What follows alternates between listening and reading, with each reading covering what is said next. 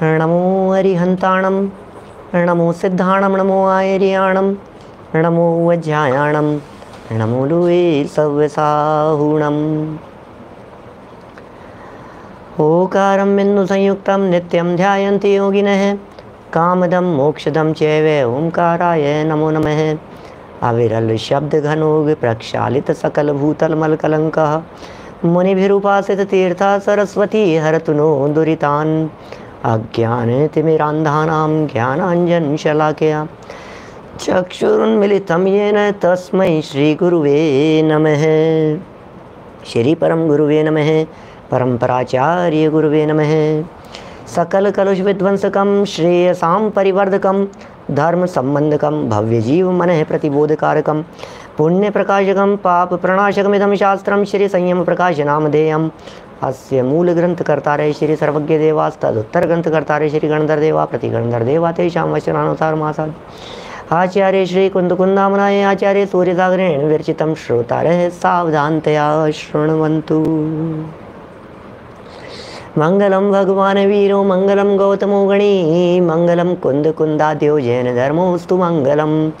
सर्वमंगलमांगल्यम सर्वकल्याणकारिकं, प्रदानं सर्वधर्माणां जैनम जयतु शासनम, जैनम जयतु शासनम, जैनम जयतु शासनम।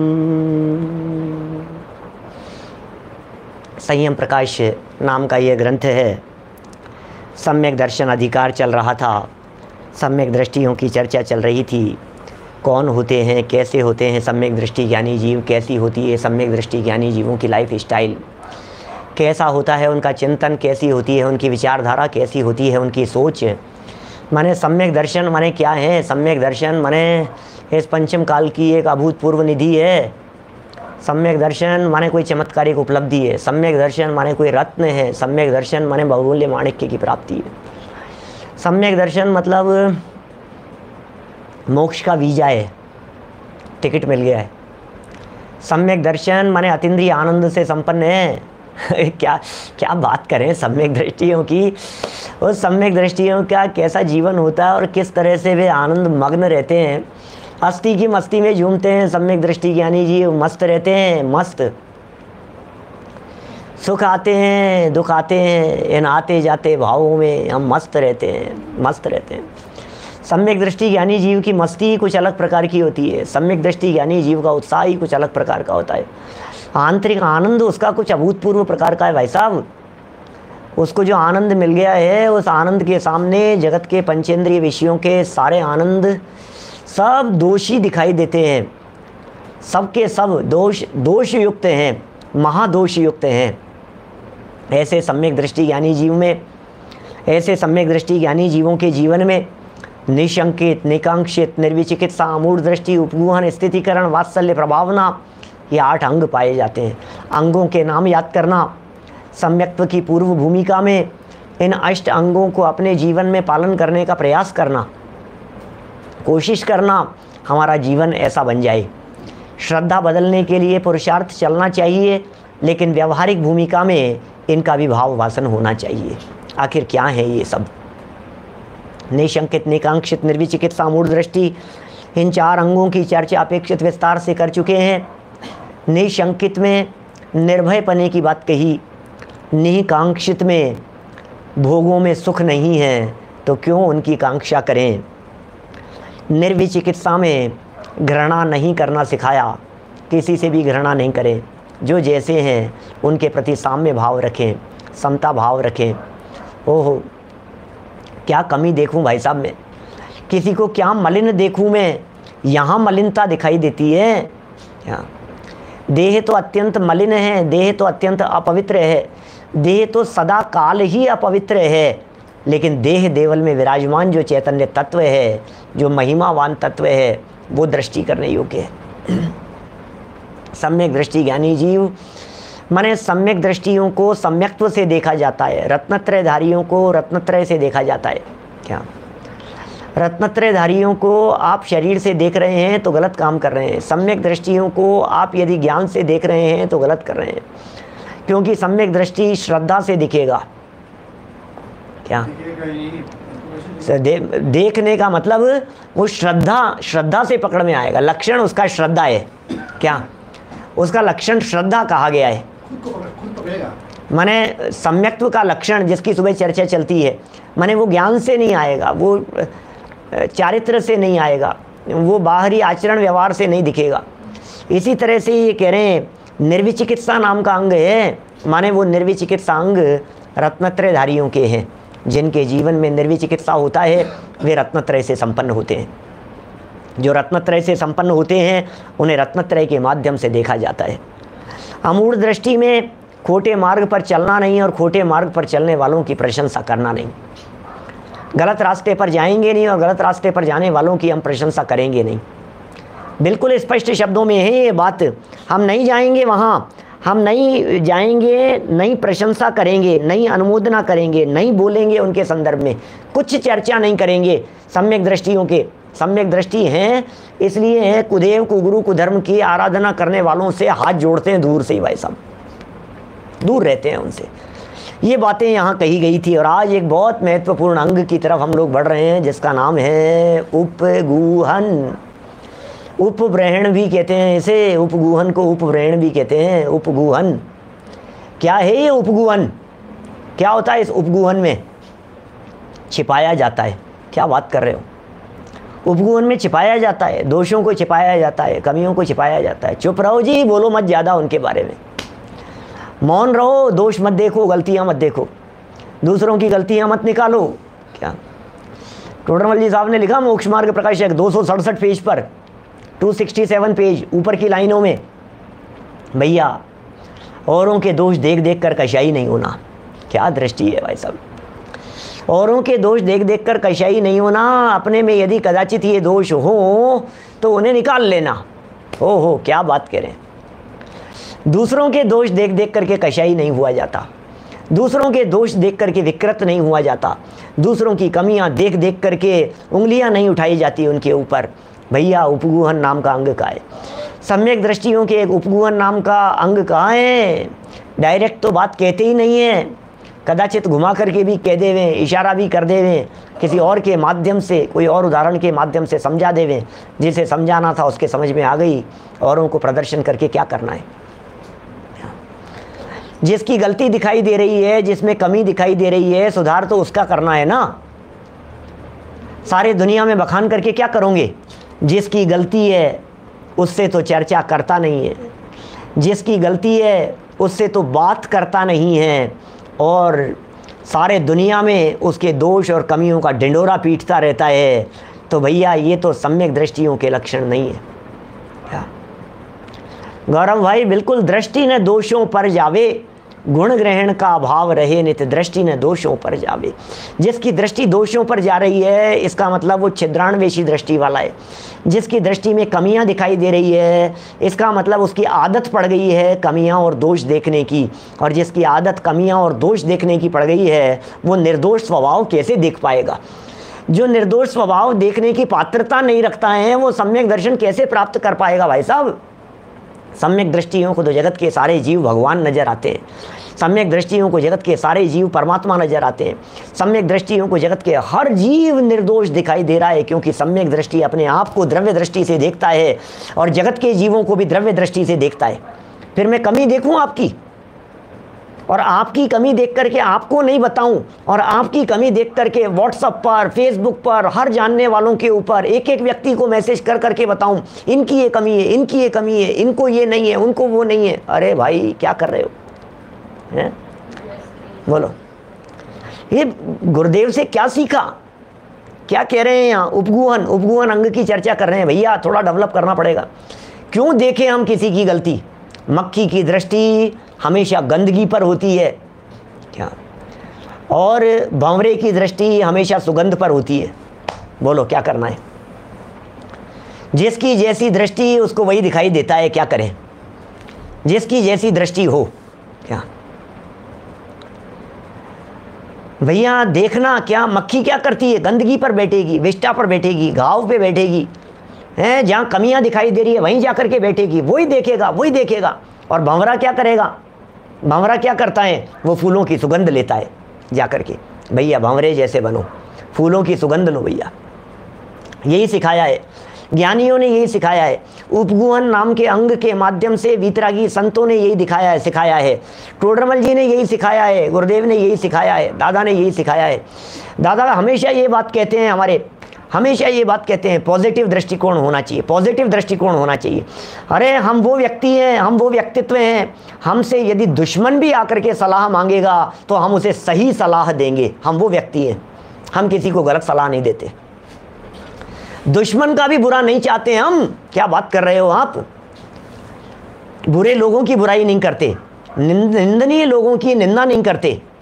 ये दृष्टिकोण क्या है, ये क्या जैन दर्शन है भाई साहब, ये जैन दर्शन मिल गया है, धन्य हो गए हम तो, निहाल हो गए ऐसे जैन दर्शन को पा करके, जिसने हमारे को दृष्टि दी है, जिसने हमारे को देखने की कला सिखाई है, जिसने हमें ये सिखाया है पदार्थों को कैसे देखा जाता है, जिसने हमें ये सिखाया है व्यक्ति को कैसे देखा जाता है, निर्दोष किस तरह से देखा जाता है, ये कला सिखा रहे हैं यहाँ। द्रव्य स्वभाव से देखो, अरे औदैहिक भाव से देखोगे तो दोष ही दोष दिखाई देंगे, और यदि पारिणामिक भाव से देखोगे तो हर व्यक्ति निर्दोष दिखाई देगा। फिर छींटे उछालने का काम नहीं होगा, फिर दोषारोपण का काम नहीं होगा, फिर ये नहीं होगा उसने ऐसा कर दिया, उसने ऐसा कर दिया, उसको ऐसा नहीं करना चाहिए था। अरे अनंत काल में क्या क्या नहीं किया है आज तक, किसको क्या करना चाहिए और किसको क्या नहीं करना चाहिए। क्या मत देखो दूसरों की तरफ, देखना बंद करो, अपने आप को देखो, स्वभाव को देखना सिखाया है यहाँ। बड़ा गजब का प्रकरण है, 5 नंबर का ये अंग है, ये जीवन है, सम्यक दृष्टि ज्ञानी जीव का, और जीवन का यहाँ चित्रण कर रहे हैं। 68 नंबर पेज, 5 नंबर का पॉइंट देखिए, उपगुहन अंग है। स्वयं शुद्धस्य मार्गस्य बालाशक्त जनाश्रयाम वाच्यताम यत् प्रमार्जन्ति तद्वदन्त्युपगुहनम। क्या कह रहे हैं भाई साहब, रत्नकरण श्रावकाचार्य 15 नंबर का श्लोक है, सम्यक दृष्टियों की चर्चा कर रहे हैं। स्वयं शुद्ध श्री जिनेंद्र भगवान के द्वारा उपदिष्ट, ओहो जिनेंद्र भगवान के द्वारा उपदिष्ट है ये बातें, अस्य मूल ग्रंथ करता रहे श्री सर्वज्ञ देवा। क्या भरत भाई टिम्बड़िया साहब क्या कह रहे हैं ये देखो, स्वयं शुद्ध श्री जिनेंद्र भगवान के द्वारा उपदिष्ट जैन मार्ग। ओहो भैया, ये जो वीतरागियों का मार्ग मिल गया है, ये जो जैन शासन, जिन शासन, जिन आमनाई की चर्चाएं जो हमारे पास में उपलब्ध हो गई है, ये क्या कह रहे हैं, ऐसे जैन मार्ग की अज्ञानी और सामर्थ्यहीन लोगों के कारण से उत्पन्न हुई निंदा। ओहो, दुनिया है भाई साहब, दुनिया। यदि कोई ईर्ष्या भाव से निंदा करे जिन मार्ग की, छोड़ो न भक्ति वचन सुन इस वीतरागी मार्ग की। कुंद कुंद शतक में दिए दादा ने, नियम सार की गाथा है, कुंद कुंदाचार्य देव कह रहे हैं मूल गाथा में, यदि कोई ईर्ष्या भाव से निंदा करे जिन मार्ग की। बहुत मिलेंगे भाई साहब महावीर स्वामी की निंदा करने वाले दुनिया में, क्या दुनिया में भगवान महावीर स्वामी की निंदा करने वाले भी मिलेंगे, उनकी आलोचना करने वाले भी मिलेंगे। क्या बोलो, एक एक बात, ऐसी ऐसी बातें। आचार्य कुंद कुंद के विरोधी नहीं होंगे क्या, समंत भद्राचार्य के विरोधी नहीं होंगे क्या, अन्य मतावलंबी जिनकी चर्चा अभी इन दिनों कौन से मंडल की जो चल रही है, विरोध करने वाला, जैनियों का विरोध करने वाला दिखाई दे रहा है। अरे क्या दम है, दुनिया है, सब करेंगी। लेकिन सुनो, उनके विरोध भरे वचनों को सुनकर के आप कभी भी जैन आमनाय और जैन शासन को छोड़ मत देना। सीता माता ने ये संदेश दिया रामचंद्र जी के लिए, क्या समझ में आ रही है बात, रामचंद्र जी के लिए संदेश दिया। अरे भाई, जिस तरह से लोकापवाद के कारण आपने उनके कहने से, आपने एक धोबी के कहने से आपने मुझे तिलांजलि देना स्वीकार कर लिया और मुझे जंगल में छुड़वा दिया, छोड़ दिया, लेकिन जाकर के कहना अपने स्वामी से कि लोकापवाद के कारण दुनिया के कहने में आकर के धर्म न छोड़ देवे। ओहो, यदि कोई ईर्ष्या भाव से, ये लिखा है, ये यही लिख रहे हैं यहाँ पर इस छंद में। समंत भद्राचार्य देव कुंद कुंदाचार्य की मूल गाथा का अनुसरण कर रहे हैं। वे कह रहे हैं, यदि कोई ईर्ष्या भाव से निंदा करे जिन मार्ग की, ईर्ष्या भाव से निंदा कर रहा है, जिन मार्ग की निंदा कर रहा है, जिनेंद्र देव की निंदा कर रहा है, मुनिराजों की निंदा कर रहा है, ज्ञानियों की निंदा कर रहा है। अरे एक ज्ञानी की वीराधना में अनंत ज्ञानियों की वीराधना है। क्या? एक ज्ञानी की वीराधना में अनंत ज्ञानियों की वीराधना है। कौन व्यक्ति सम्यक दृष्टि है और कौन सम्यक दृष्टि नहीं है, आप किसी ज्ञानी विद्वान को मिथ्या दृष्टि कहकर के घोषित नहीं कर सकते हो। कौन 28 मूल गुणों का पालन करने वाले मुनिराज द्रव्यलिंगी हैं और भावलिंगी हैं, आप उन्हें मिथ्या दृष्टि कह करके अनंत ज्ञानियों का अपमान नहीं कर सकते हो। हमें पता नहीं है कौन व्यक्ति है, कौन भावलिंगी होगा और कौन द्रव्यलिंगी होगा। अरे इतिहास की घटनाएं हमारे यहाँ प्रथमानुयोग में एक अरहत दत्त सेठ की, उस अरहत दत्त सेठ ने चातुर्मास के समय भावलिंगी संत कहाँ से आएंगे, आते ही नहीं है। हमारे नगर में तो भावलिंगी संत है ही नहीं। सोचना जरा, एक बार विचार करना, भावलिंगी संत चातुर्मास के समय कहाँ से आएंगे? हैं तो ठीक है, नहीं है तो कहीं से गमन करके आ नहीं सकते। और आहार चर्या के लिए उनके दरवाजे पर आ गए और आगम विरुद्ध जान करके अरहत दत्त सेठ ने उन्हें आहार नहीं दिया। ये जान करके आहार नहीं दिया, अरे अरे आगम विरुद्ध है, हो ही नहीं सकते हैं, चौमासे का समय चल रहा है, कहाँ से विहार करके आएंगे, कहाँ से आएंगे, सच्चे मुनिराज नहीं है ये तो, मैं नहीं मानता। ओहो, आप सोचिए जरा, जब आगे चल करके जिनके यहाँ आहार हुआ वहाँ पंचाश्चर्य हुए और बाद में मालूम चला, अरे अरे मैं बहुत बड़ी भूल में था। वे तो चारण रिद्धिधारी मुनिराज थे, वे तो आकाश मार्ग से गमन करते हुए आए थे, वे तो रिद्धिधारी मुनिराज थे। भूल हो गई, मेरी भूल हो गई। आक्षेप मत लगाइए, किसी के ऊपर उंगली मत उठाइए, किसी के बारे में, अरे किसी के बारे में अच्छा बोल सको तो बोलो, लेकिन किसी के बारे में निंदनीय वचन तो मत बोलो। समझ में आ रही है बात? भैया बहुत अच्छी अच्छी बातें हैं, कितनी अच्छी अच्छी बातें कह रहे हैं। सामर्थ्यहीन लोग दुनिया भर में, आक्षेप लगाने वाले, उंगलियां उठाने वाले दुनिया भर में कैसे कैसे लोग मिलेंगे। यदि कोई ईर्ष्या भाव से निंदा करे जिन मार्ग की, बहुत मिल जाएंगे भाई साहब जिन मार्ग की निंदा करने वाले। आपको मालूम है, जरा ये उठा करके देखो आप, क्या नाम है, श्रेणिक चरित्र, क्या अभी 4-6 महीने पहले पढ़ा मैंने पूरा श्रेणिक चरित्र, पुरुषार्थ सिद्धि उपाय चल रहा था ना उस समय, तो ऐसी ऐसी घटनाएं, उसको श्रेणिक को जैन धर्म से विमुख करने के लिए इतने इतने तर्क, इतनी योजनाएं, इतने षड्यंत्र, इतनी तरह की बातें, जैन लोग तो ऐसे होते हैं, जैन लोग तो ऐसे होते हैं, जैन लोग तो इतने खराब होते हैं, अरे निंदा, और वो उसके दिमाग में वही भरा हुआ। मैं तो जैन धर्म, जैन मुनियों के प्रति विरोध भाव उसके मन में जागृत हो गया। कोई मुनि हो ही नहीं सकते, नहीं हो सकते, कोई भी नहीं हो सकते। भैया कैसे नहीं हो सकते? नहीं, वर्तमान में नहीं हो सकते, नहीं हो नहीं सकते। क्या हम बन के दिखाएंगे आपको। सम्यक दर्शन भी लेंगे, सम्यक दर्शन के बाद में 5वां गुणस्थान भी लेंगे, और 5वें गुणस्थान के बाद में 6ठे 7वें की भी भावना भाते हैं। क्या सम्यक दर्शन के बिना तो नहीं, लेकिन सम्यक दर्शन पूर्वक, सम्यक दर्शन के साथ में क्यों नहीं होगा? क्यों नहीं होगा भाई साहब? छोटा लक्ष्य बड़ा अपराध है, जनागम का वचन है। अपने यहाँ लिखा है, क्या नाम है, अपने खनियाधाना में विद्यालय चलता है, उस विद्यालय में एक वाक्य लिखा है वहाँ पर ऊपर, छोटा लक्ष्य बड़ा अपराध है। अरे इस पंचम काल में ये मनुष्य जीवन प्राप्त करके यदि 6ठे 7वें गुणस्थान का लक्ष्य नहीं रखा तो महा अपराध है। गुरुदेव श्री कहते हैं पूर्णता के लक्ष्य से सच्ची शुरुआत होती है। लक्ष्य तो अधिकता का रख। पुरुषार्थ सिद्धि उपाय में अमृत चंद्राचार्य इस पंचम काल के मुनिराज, पंचम काल के श्रावक को कह रहे हैं, यदि कोई मुनि भूमिका से नीचे का उपदेश देता है तो वो उपदेश देने का अधिकारी नहीं है। लो, उल्टा कह रहे हैं। समझ में आ रही है बात? आगम प्रमाण से बात करता हूं।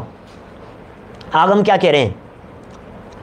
यहां कुछ व्यक्ति कहे कि आप सम्यक दर्शन से ऊंचे का उपदेश मत दो, और अमृत चंद्राचार्य कह रहे हैं कि 6ठे 7वें से नीचे का उपदेश दे रहे हैं, तो कह रहे हैं कि वो देश ना देने लायक नहीं है, वो व्यक्ति, वो उपदेश देने योग्य नहीं है। अमृत चंद्राचार्य का श्लोक उठा करके देखिए, पुरुषार्थ सिद्धि उपाय, आपके समझ में आएगी। आपने छोटा उपदेश दिया कैसे? आपने नीचा उपदेश दिया कैसे? आपने कम बात की कैसे? आचार्य देव कह रहे हैं। ये बात अलग है कि कोई व्यक्ति अमृतचंद्राचार्य कोई नहीं माने, हम क्या करें भाई साहब, क्या करें? बड़ी विचित्रताएं हैं, क्या करो? समाज है, दुनिया है, आपके अजैन लोग होंगे, अजैन मित्र होंगे, कॉलेज में पढ़ने वाले होंगे, साथी होंगे, आपके व्यापारी लोग होंगे, व्यापार करने वाले लोग होंगे, नहीं मानते होंगे, नहीं स्वीकार करते होंगे, आपस में चर्चा करते होंगे, जो कहते होंगे यार तुम्हारे जैनियों के भगवान तो कुछ नहीं करते हैं यार, हमारे भगवान देखो, हमारे भगवान देखो, हमारे यहाँ चमत्कार देखो, आपके यहाँ तो कुछ नहीं है।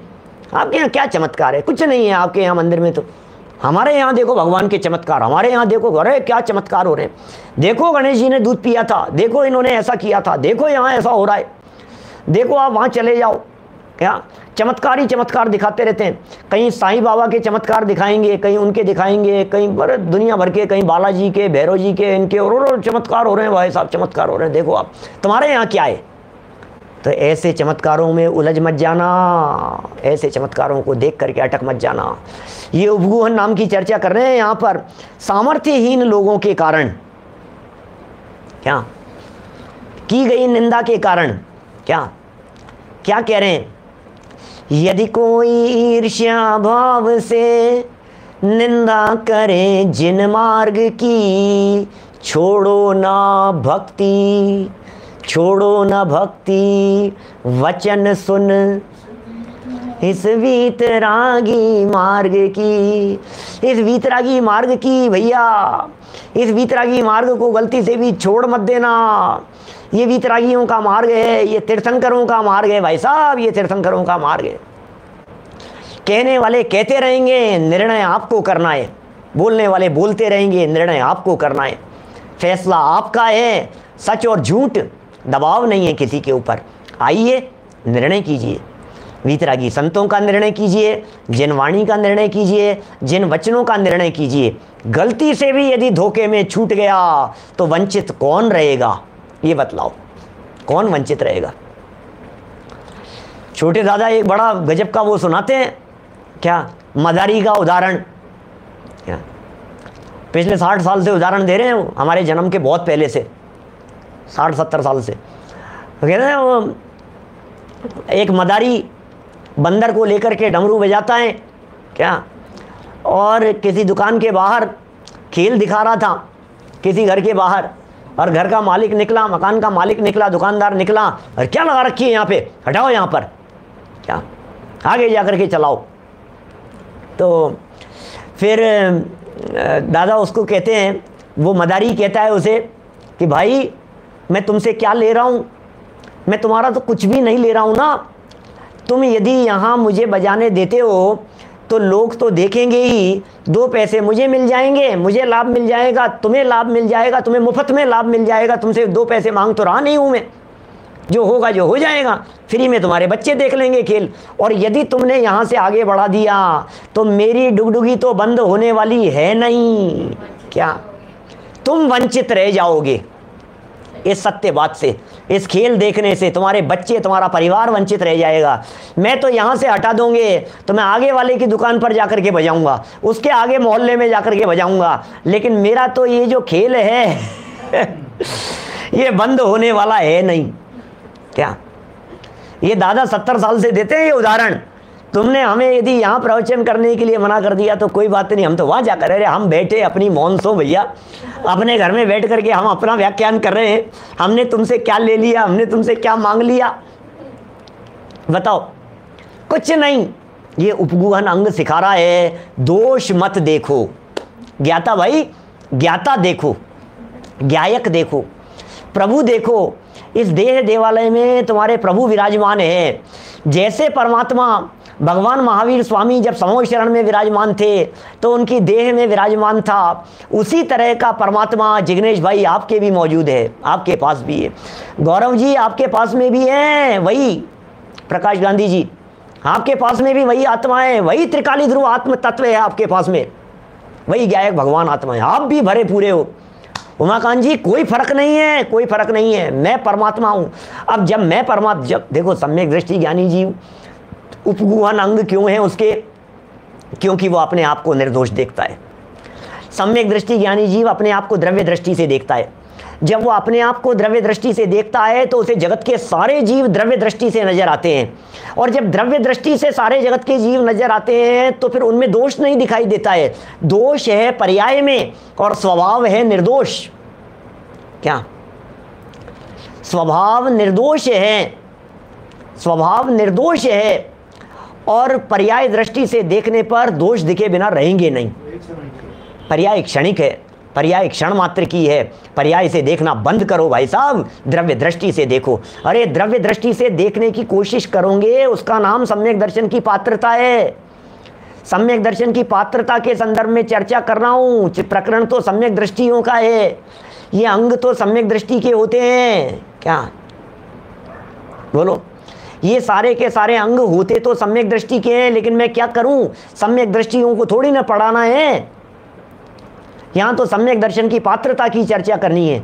यहाँ तो ये चर्चा करनी है कि सम्यक दर्शन कैसे प्रकट हो। यहाँ तो ये बात करनी है कि सम्यक दर्शन की भाव भूमि कैसे तैयार हो, वो कोशिश करनी है हमारे को। तो निर्दोष देखिए आप, जिसकी जैसी दृष्टि उसको वैसा ही दिखाई देता है। अनादि काल से दोषी दोष तो देखे हैं, निर्दोष तत्व नहीं देखा कभी। चेतन भाई, अनादि काल से हमने दोषों के अलावा देखा क्या है? अनादि काल से हमने राग द्वेष विकार कमियां, इनके अलावा देखा क्या है? निर्दोष तत्व तो कभी नहीं देखा ना। तो ये कह रहे हैं निर्दोष देखो, अब दोष देखना बंद करो। क्या भैया, जैसा है वैसा का वैसा स्वीकार कर। अंदर में निर्दोष तत्व मौजूद है तो उसे निर्दोष रीति से स्वीकार कर। ये सिखा रहे हैं, ये सीखने की बात कह रहे हैं यहाँ पर। यारों मेरी बात सुनो और ऐसा एक इंसान चुनो, और जिसने पाप ना किया हो, जो पापी न हो। क्या किसका? राजेश खन्ना का गाना है क्या? इस दुनिया में कौन है ऐसा जिसने अनंत पाप नहीं किए हैं? दुनिया में कौन है ऐसा? मिथ्यात्व की भूमिका में क्या नहीं किया है, बताओ तो सही। और मिथ्यात्व की भूमिका में यदि कोई व्यक्ति अपराध कर रहा है तो क्या कर रहा है? अपराध नहीं करेगा तो क्या करेगा? क्या मिथ्यात्व की भूमिका में नरक जाएगा, मिथ्यात्व की भूमिका में निगोद में जाएगा, मिथ्यात्व की भूमिका में चतुर्गति में परिभ्रमण करेगा, मिथ्यात्व की भूमिका में तो पाप होते ही होते हैं। अब इसमें कौन सी वो बात हो गई? सवाल तो ये है कि उस दोष के काल में भी उसे निर्दोष देखा गया। ये चमत्कार है दृष्टि का, ये चमत्कार डेवलप करना है, ये दृष्टिकोण डेवलप करना है, किसी और में नहीं, अपने आप में। नहीं देखेंगे, नहीं देखेंगे बच्चों में कमियां, नहीं देखेंगे पत्नी में कमी, नहीं देखेंगे हस्बैंड में कमी, नहीं दिखाई देगी हमारे पड़ोसियों में कमियां और दोष, नहीं दिखाई देगी हमारे को, नहीं दिखेंगी हमारे को दोस्तों में कमियां, नहीं देखेंगे। हम क्यों देखें भैया, हम क्यों देखें? गुण ग्रहण का भाव रहे नित, गुण ग्रहण का भाव रहे नित। भैया जो जैसा देखता है वो वैसा बन जाता है। क्षत्र चूड़ामणि का वो है नीति, बड़ी गजब की लोहाड़िया जी, क्षत्र चूड़ामणि की गजब की नीति है। वादीप सिंह आचार्य देव कहते हैं जो जैसा देखता है वो वैसा बन जाता है। हम नहीं देखते हैं कमियां, हमने बंद कर दिया। हम क्यों देखें भाई साहब? होगा, अरे भाई साहब उसने ऐसा, भाई साहब अरे किया होगा, कोई बात नहीं, किया होगा। कैसा उपगुहन होता है, कैसा उपगुहन होता है, सोचना जरा। वीतरागी संतों का कैसा उपगुहन होता होगा, समंत भद्राचार्य के गुरु का कैसा उपगुहन हुआ था, समझिए आप। मांगनंदी आचार्य के गुरु का कैसा उपगुहन रहा होगा। वीतरागी संतों को निर्दोष देखते समय किस तरह का उपगुहन करते हैं। नारद और रुद्र की उत्पत्ति के बाद में उनके माता पिता जन्म देने के बाद में पुनर्दीक्षित होकर के निर्वाण की प्राप्ति कर ले वे, ये कैसा उपगुहन होता होगा। क्या दृष्टि होती होगी? निर्दोष देखने वाली दृष्टि। निर्दोष देखो, किसके दोष देखें भाई साहब? अपने गुणों को और दूसरे के दोषों को। दोष नहीं दिखाई दे रहे, कमियां तो सब में है। आपको क्या इकट्ठे करना है बोलो? मैं वो प्रसंग सुनाता हूं हमेशा, फूल वाला। एक व्यक्ति गार्डन में घूमने के लिए गया और घूमने के लिए जाने पर अचानक उसको फूल चुन रहा था, वहाँ पर गार्डन में फूल निकाल रहा था, तोड़ रहा था, और देखते देखते कुछ आवाज़ आई कानों में कि क्या गलत काम करते हो। चारों तरफ देखा, कुछ दिखाई नहीं दिया, समझ में नहीं आया बात क्या चल रही है। कहाँ से आ रही है ये आवाज़? अचानक देखा तो कोई नन्हा सा पौधा छोटा सा वो उससे कह रहा था, भैया क्या गलत काम करते हो? मैं क्या गलत काम करता हूँ? बोले फूल फूल चुन लेते हो और कांटों को छोड़ देते हो, कितना गलत काम करते हो। कि भैया इसमें मैं क्या गलत काम कर रहा हूँ? ये तो बिल्कुल सही काम है, यही करना चाहिए, फूलों को चुन लेना चाहिए और कांटों को छोड़ देना चाहिए, यही तो करना चाहिए और मैं भी यही काम कर रहा हूँ। तो तुरंत पौधे ने कहा, वाह वाह वाह, ताली बजाई, बड़ा होशियार बनते हो, बड़ा होशियार बनते हो, बातें तो बड़ी अच्छी अच्छी करते हो। हमें एक बात का जवाब दो, जब आप दुनिया में किसी व्यक्ति से मिलते हो तो उसके गुणों को चुनते हो या दोषों को चुनते हो?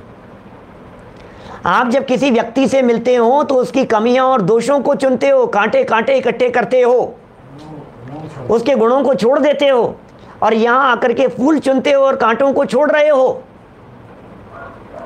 एकदम सोचने पर मजबूर हो गया वो व्यक्ति और तुरंत उस छोटे से पौधे ने पलट करके जवाब दिया, मेरी एक बात को याद रखना बंधु। क्या कहा उस पौधे ने?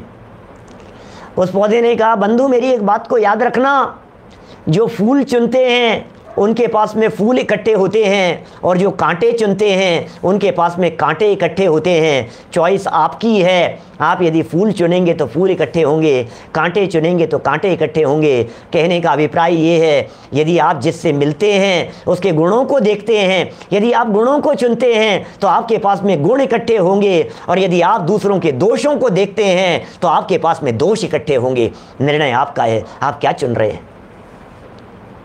देखते रहो, चुनते रहो। उसके ही कम नंबर आए हैं, बेटा अब तेरे कम नंबर आना शुरू होने वाले हैं। वही क्लास बंक करता है तो बेटा अब तू भी क्लास बंक करने वाला है धीरे धीरे। वो देखो कितने नालायक हैं, उसकी सास को देखा है कितनी खतरनाक है, उनकी बहू को देखा है कितनी खतरनाक है, तो इसका मतलब तुम्हारे में भी वही गुण डेवलप होने वाले हैं। ये समझ लीजिए आप, जो जैसा देखते हैं वे वैसा बन जाते हैं। अच्छाइयों को देखिए, गुणों को देखिए, अरे गुणों को देखिए, क्या कह रहा हूँ मैं, ऐसे गुणवान तत्व को देखिए जो तत्व इस देह देवालय में विराजमान है, वो चैतन्य आत्म तत्व, वो गुणों की खान है, उसे देखिए, वो है देखने लायक। राग मत देखिए, कषाय मत देखिए, क्या कषाय मत देखिए, विकार मत देखिए, दोष मत देखिए, अपराधियों के अपराध मत देखिए। कोई बात नहीं, किए अनंत बार अपराध किए हैं, अनंत बार पाप किए हैं। पास्ट को मत देखिए, फ्यूचर को देखिए, भूतकाल को मत देखिए, की हुई गलतियों को मत देखिए, आप निर्दोष देखिए। भगवान महावीर स्वामी ने भी अतीत काल में बहुत पाप किए थे, ऋषभदेव स्वामी ने भी अतीत काल में बहुत पाप किए थे।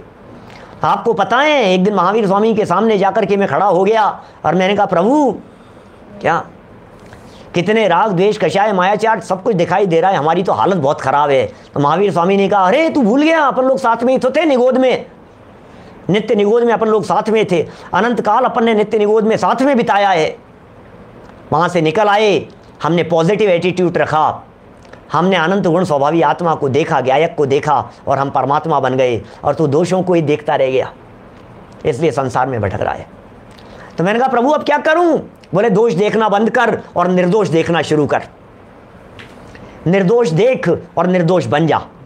क्या वीतरागी को लख वीतरागी बनो, फिर समझ लो कि भव भव का फेरा गया।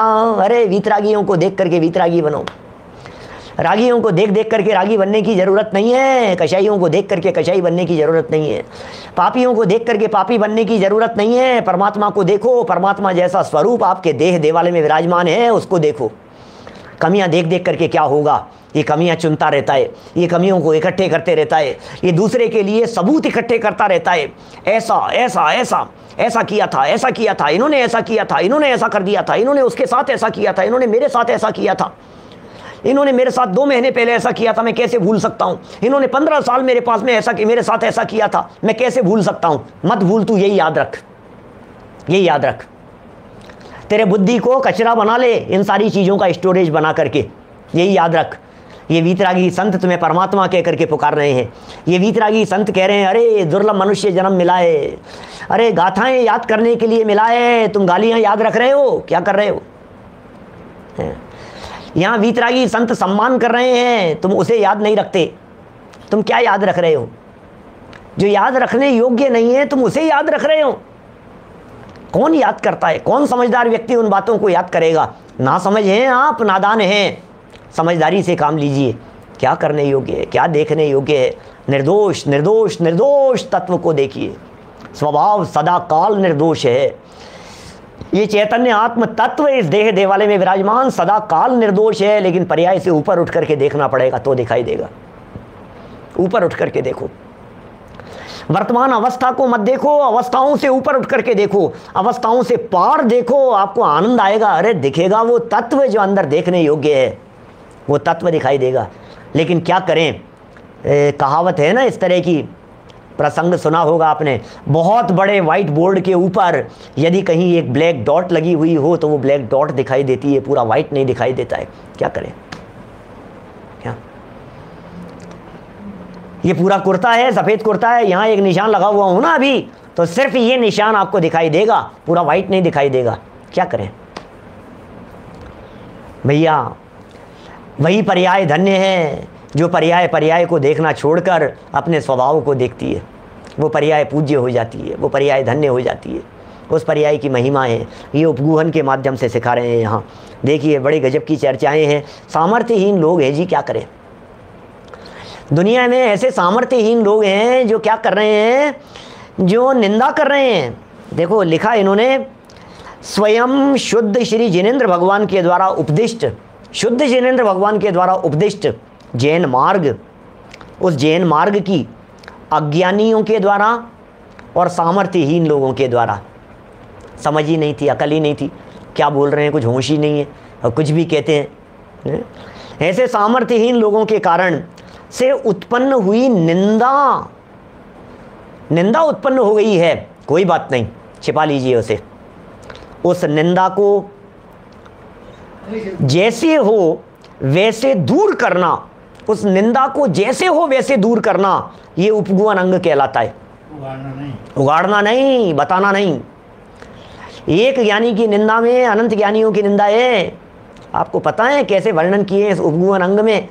शास्त्रों के वर्णन यदि उठा करके देखेंगे तो आपको ऐसा पता लगेगा, ऐसी ऐसी बातें कही है, ऐसी ऐसी बातें कही है उनमें। ओहो, किसी मुनिराज की निंदा नहीं करना, किसी ज्ञानी की निंदा नहीं करना, किसी विद्वान की निंदा नहीं करना, उनकी रंच मात्र कभी आलोचना नहीं करना। आपको कमी दिखाई दे रही हो तो भी कमी की चर्चा मत करना। और सच में यदि आप उनके हितैषी हैं, प्रियंक भाई, सच में यदि आप उनके हितैषी हैं तो आप उन्हें अपने पास में बुला करके उन्हें उनकी गलती अकेले में बता देना। अकेले में बता देना यदि आप सच में उनके हितैषी हैं, मित्र हैं तो। उजागर मत करना, घोषणा मत करना, ढिंडोरा मत पीटना, नहीं तो पता है क्या होगा। वीतरागी संत कहते हैं, अरे एक व्यक्ति के गलती की सजा सारे जिन शासन को भुगतनी पड़ेगी। एक व्यक्ति ने गलती की और तुमने यदि उसे उजागर किया है, दुनिया देखने वाली ये कहेगी ऐसे ही होते हैं विद्वान। दुनिया देखने वाली ये कहेगी अरे जैनियों के महाराज तो ऐसे ही होते हैं। देखो आप क्या हो रहा है, क्या कह रहे हैं आज लोग, क्या कह रहे हैं, जैनियों के महाराज तो ऐसे ही होते हैं। अरे जैन लोग कितने घोटालों के अंदर, जैन लोग तो ऐसे ही होते हैं। ये क्यों हो रहा है? ये उपगुहन अंग के अंदर प्रसिद्ध हुआ जिनेंद्र भक्त सेठ। उस सेठ ने क्या किया? छत्र चुरा लेने वाले ब्रह्मचारी के चोरी का उपगुहन किया, उजागर नहीं किया। पब्लिक इकट्ठी होकर के आ गई, लेकिन उसके बावजूद सेठ जी ने क्या कहा? नहीं नहीं, मैंने मंगवाया था, थोड़ा घिस गया था, व्यवस्था करवानी थी, इसकी सुधरवाना था, मैंने मंगवाया था इससे, लो। और फिर पब्लिक चले गई तो उसके बाद में समझा दिया उसको, भैया जिन धर्म बदनाम होता है, धर्म बदनाम नहीं हो, धर्म की बेइज्जती नहीं हो, धर्म की विराधना नहीं हो, कोई व्यक्ति जिन धर्म के ऊपर उंगली न उठाए, ये किसकी जिम्मेदारी है? ये हमारी जिम्मेदारी है। आपको यदि कदाचित कोई बात समझ में नहीं आ रही है, कोई बात गलती दिखाई दे रही है, अरे गलतियां क्यों नहीं होगी? हर व्यक्ति में गलती है, मुझ में भी गलती है, आप में भी गलती है, आप में भी है, हर व्यक्ति में गलती है। दुनिया में ऐसा कौन व्यक्ति होगा जिसमें गलतियां नहीं होगी? छद्मस्त दशा कहते किसे हैं? सदोष जीवन, वर्तमान पर्यायों में सदोष जीवन रूप अवस्था का नाम, सदोष जीवन रूप अवस्था का नाम छद्मस्त दशा है। पूरी तरह से निर्दोष नहीं है वो छद्मस्त, आप उसे निर्दोष देख रहे हैं। आप क्या चाहते हैं जिग्नेश भाई? आपको हम पर्याय में भगवान देखें, पर्याय में कैसे देखेंगे? द्रव्य दृष्टि से तो देख सकते हैं, पर्याय में भगवान नहीं देखा जा सकता है। पर्याय में तो मनुष्य हैं भैया, मनुष्योचित व्यवहार, मनुष्योचित आचरण, मनुष्योचित सारी क्रियाएं तो होंगी ही ना, मनुष्यों जैसा तो होगा ही। मनुष्यों जैसे खाएंगे भी, भूख भी लगेगी, सोएंगे भी, नहाएंगे धोएंगे भी, बिजनेस भी करता होगा कोई व्यक्ति, सब काम करता होगा, कमाता भी होगा, नौकरी पर भी जाता होगा, सब करता होगा, क्यों नहीं करेगा? ये सारी बातें क्यों नहीं करेगा बतलाओ मेरे को? क्या वो गृहस्थ मतलब वो कोई भगवान बन गया है? क्या वो 13वें गुणस्थानवर्ती हो गए हैं, परमात्मा हो गए हैं? सब करेंगे, क्या दिक्कत है? तो दोष तो दिखते ही हैं। अच्छा, आप कोई भी दोष कर लीजिए, मतलब सॉरी कोई भी बिजनेस कर लीजिए, दोष तो होगा ही। आप कुछ भी काम कीजिए, हिंसा दिख तो होंगे ही। तो फिर क्या करें? अब सावधान रहो। क्या सोचिए, अब सावधान रहने की जरूरत है। छद्म का मतलब है आवरण, छद्मस्त, जो आवरण में रह रहा है उसका नाम छद्मस्त है। कर्म का आवरण होते हैं भाई साहब, कई परिस्थितियां ऐसी होती है, उदयजन्य होती है, कभी मोह हावी हो जाता है, कभी ज्ञानावरणी कर्म हावी हो जाता है, अनेक प्रकार की बातें हैं, बहुत तरह की बातें हो जाती है। ज्ञानावरणी कर्म इस तरह का हावी हो गया, कभी सत्य बात भी गलत दिखाई देने लगी, गलत बात भी सत्य दिखाई देने लगी, बात ऐसी आ गई, नहीं दिखा, लाइन का अर्थ कुछ का कुछ भाषित हो गया, क्षेयोपशम ज्ञान है, क्या करोगे आप? तो कोई बात नहीं, भरी सभा में किसी की निंदा करने की ज़रूरत नहीं है। पंडित जी नीचे उतरें, अपने रूम में जाएं, उनके पास में जाओ, बैठो कि पंडित जी आज आपने इस लाइन का जो अर्थ किया था मैं उससे थोड़ा संतुष्ट नहीं हूँ। विनम्रता से आप उन्हें बात कहिए और उन्हें बात बतला दीजिए कि मुझे इस लाइन का ऐसा अर्थ भाषित होता हुआ नज़र आता है, आप विचार कीजिएगा, थोड़ा सा आप देखिएगा। इतनी सी बात पंडित जी को कह करके आ जाओ, वो उचित समझेंगे तो तुम्हारा नाम लेकर के दूसरे दिन सभा में कहेंगे, उचित समझेंगे तो। इसकी भी अपेक्षा मत रखना कि मेरा नाम लेकर के बताएं, नहीं बताएं तो नहीं बताएं, उसमें क्या हो गया, कोई ज़रूरी नहीं है। लेकिन ये उपगुहन अंग के उनके लिए नहीं है। ये ऐसा करके हमने क्या किया भाई साहब, ऐसा करके हमने उनके ऊपर एहसान नहीं किया। एक बहुत मार्मिक बिंदु कहता हूं, ध्यान देना, बहुत सारे हमारे सब विद्वान साथी लोग हैं। ऐसा करके हमने, हर्षवर्धन जी, हमने ऐसा करके हमने किसी के भी दोषों को छिपाकर उसके ऊपर एहसान नहीं किया। हमने अपने आप के लिए सम्यक दर्शन की पात्रता डेवलप की है। क्या कहा? क्या कहा जितेंद्र जी साहब? हमने दूसरे की निंदा और आलोचना नहीं करके कोई उसके ऊपर बहुत बड़ा एहसान नहीं कर दिया। देख, मैंने तेरे को, मैं चाहता तो तुझे कहां से कहां पहुंचा सकता था, नीचे उतार सकता था, तुझे बेइज्जत कर सकता था, ये कर सकता था, तेरे सारे इसको धराशायी कर सकता था। सुन सुन सुन भाई, उनके ऊपर कोई एहसान नहीं किया है, उनकी निंदा नहीं की, उनकी आलोचना नहीं की, उनके ऊपर उंगली नहीं उठा करके उनके ऊपर कोई एहसान नहीं किया है।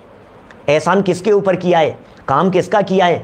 हमने अपने आप के लिए उपगुहन के माध्यम से सम्यक दर्शन के लिए भाव भूमि तैयार की है। क्या? अपना हित देखिए, अपना हित किसमें है?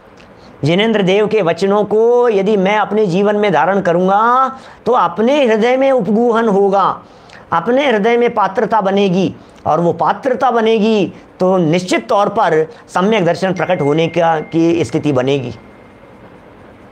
ये सिखा रहे हैं, जीवन जीना सिखा रहे हैं। मैं तो हर कदम पर जब मैं जनवाणी को पढ़ता हूँ तो मैं आप लोगों के लिए नहीं पढ़ता हूँ, मैं तो अपने आप के लिए पढ़ता हूँ।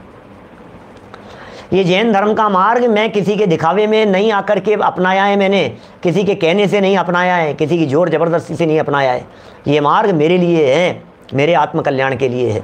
मेरे सम्यक दर्शन, मेरे पंचम गुणस्थान, मेरे छठे सातवें गुणस्थान, मेरे मुक्ति मार्ग, मेरे अतीन्द्रिय आनंद के लिए है। और उनको लाभ मिले तो स्वागत है, न मिले तो न सही। हमें कोई हठाग्रह भी नहीं है किसी चीज़ का।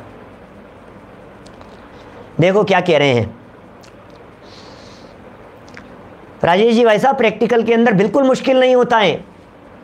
कोशिश करेंगे तो दूसरे की कमी दिख भी गई कोई बात नहीं, प्रथम तो दिखनी नहीं चाहिए। दिख गई तो शब्द नहीं देंगे, उसे जवान का विषय नहीं बनाएंगे, धीरे धीरे आदत बन जाएगी, निर्दोष देखेंगे, उसके आत्म तत्व को देखने का प्रयास करेंगे। देखिए ये उपगुहन अंग कहलाता है। इस अंग का नाम किन्हीं आचार्यों ने उपब्रहण माने धर्म को बढ़ाने वाला, किन्हीं आचार्यों ने उपगुहन और किन्हीं आचार्यों ने उपब्रहण, क्या माने धर्म को बढ़ाने वाला भी बतलाया है। इसलिए आचार्य सोमदेव ने अपने यशस तिलक चंपू में दोनों नामों का उल्लेख कर उनका अर्थ किया है।